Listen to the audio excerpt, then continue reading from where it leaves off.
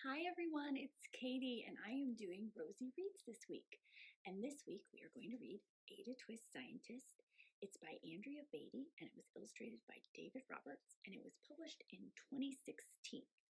And we're reading this book this week because our theme is hypotheses.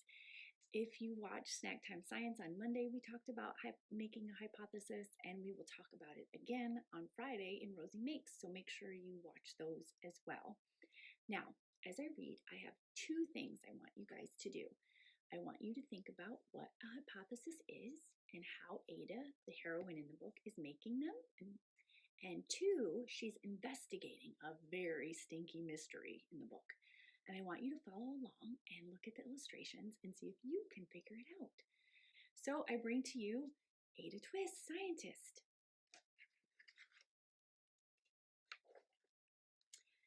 Ada Marie, said not a word till the day she turned 3. She bounced in her crib and looked all around, observing the world but not making a sound. She learned how to climb and made her big break with a trail of chaos left in her wake. She ran through the day chasing each sound in sight and didn't slow down till she conked out at night. And parents, I think we can all relate to that right now.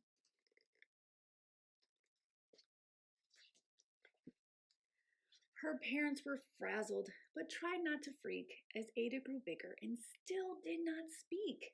Clearly, young Ada, with lots in her head, would have something to say when it ought to be said.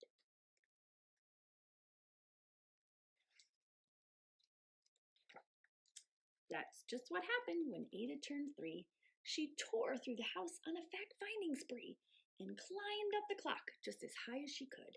Her parents yelled, "Stop!" as all good parents would. Ada's chin quivered, but she did not cry. She took a deep breath and she simply asked, "Why?"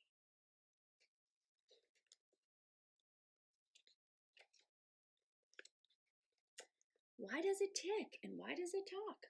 Why don't we call it a granddaughter clock? That's a good question, Ada. Why are there pointy things stuck to a rose? Why are there hairs up inside of your nose?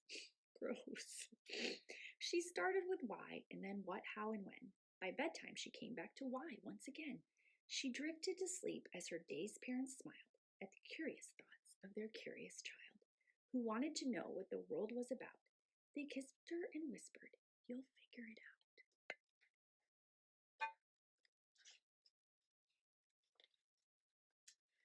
Her parents kept up with their high-flying kid, whose questions and chaos both grew as she did. And look at all the questions. She's asking so many questions. I bet you guys feel like you have lots of questions. Me too. Even Miss Greer found her hands were quite full when young Ada's chaos wreaked havoc at school. But this much was clear about Miss Ada Twist. She had all the traits of a great scientist. See, science and questions go hand in hand. Ada was busy that first day of spring, testing the sounds that make mockingbirds sing, when a horrible stench whacked her right in the nose, a pungent aroma that curled up her toes. "Zowie," said Ada, which got her to thinking. What is the source of that terrible stinking? How does a nose know there's something to smell? And does it still stink if there's no nose to tell? She rattled off questions and tapped on her chin. She'd start at the start, where she ought to be in. A mystery, a riddle, a puzzle, a quest. This was the moment that Ada loved best. I'm giving you a clue.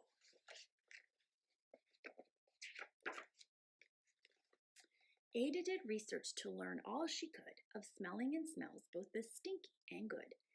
One hypothesis Ada thought could be true.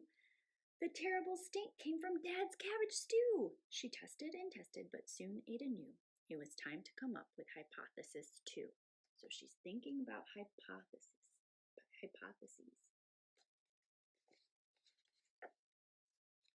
Then zowie! The stink struck again, just like that. Hypothesis 2, it's caused by the cat. The cat couldn't make such a stink on its own. It needed perfume and some fancy cologne. So young Ada tested. The test was a flop. She started again, but her parents yelled, "Stop!" What is she doing? She's putting the cat in the washing machine. Not the best idea. Ada Marie, to the thinking chair now by the time we count 3. Enough, said her mother. That's it, said her dad. Her parents were frustrated, frazzled, and mad. Why? Ada questioned. Her mother said, no. What? Ada queried. Her father said, go. You've ruined our supper. You've made the cat stink. Enough with your questions. Now sit there and think. She looked at her parents. Her heart turned to goo. Poor Ada Twist didn't know what to do. We've all been there before, huh? It's hard.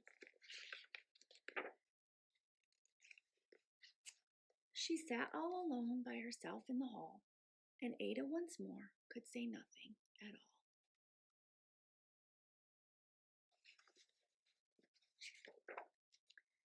And so Ada sat, and she sat, and she sat. And she thought about science and Stu and the cat, and how her experiments made such a big mess. Does it have to be so? Is that part of success? Are messes a problem? And while she was thinking, what was the source of that terrible stinking? Ada Marie did what scientists do. She asked us one question, and then she asked 2. And each of those led her to 3 questions more. And some of those questions resulted in 4.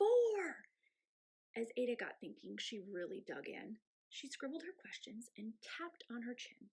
She started at why, and then what, how, and when. At the end of the hall, she reached why once again.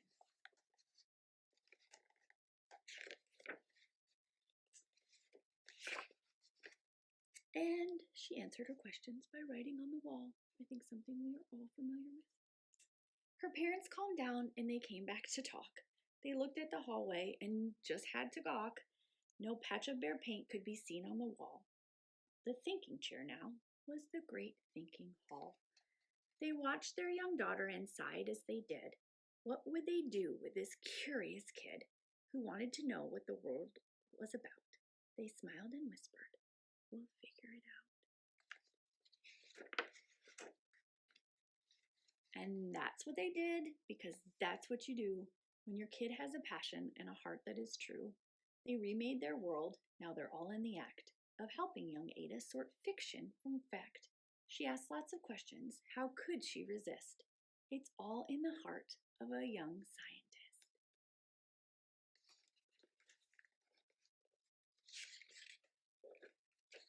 And as for that smell, what can Ada Twist do? But learn all she can with her friends in grade 2. Will they discover the stink that curls up their toes? Well, that is the question. And someday, who knows? The end. So, I want you to tell 2 people today what hypothesis is and what scientists do. And then, with your parents' permission, if you can type on your own, or their help if you need some help typing, tell us in the comments where you think the big stink is coming from.